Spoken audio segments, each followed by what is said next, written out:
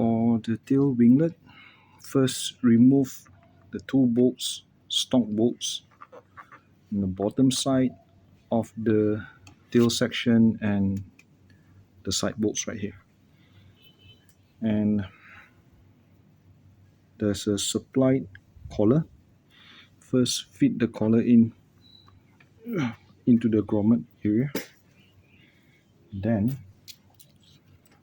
take the very thin hex bolt, put it onto the wing and set it up. Just hand tighten it. Yeah.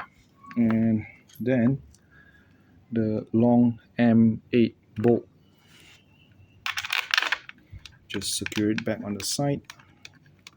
You can't use the stock bolt because stock bolt's a little bit too short. And just tighten the M8 and the M6.